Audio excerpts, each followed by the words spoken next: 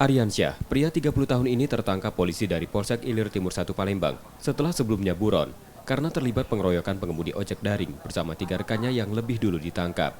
Dari pemeriksaan polisi, kejahatan tersangka sudah direncanakan lebih dulu ini terjadi 2019 lalu di Kelurahan 14 Ilir. Para tersangka sengaja memesan makanan melalui aplikasi ojek daring. Setelah korban mengantar pesanan, para tersangka mengeroyok korban hingga terluka. Setelah dilakukan pengembangan, ternyata tersangka merupakan pelaku pembunuhan 10 tahun silam pada salah satu pedagang di Pasar 16 Ilir karena rebutan lapak dagangan.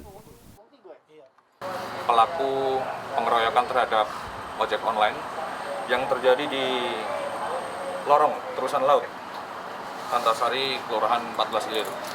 Jadi modus tersangka ini berpura-pura memesan makanan ya, melalui aplikasi ojek online yang rencananya kemudian akan dibegal.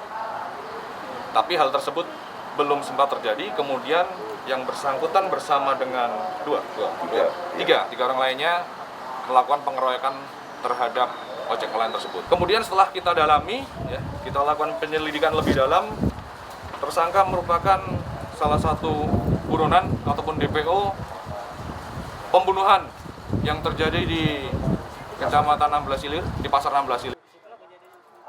Karena kejahatannya itu, tersangka kini ditahan di tahanan Polsek Ilir Timur 1 Palembang untuk proses hukumnya. Reski Oktora, Muklas Diferensial, Kompas TV, Palembang, Sumatera Selatan.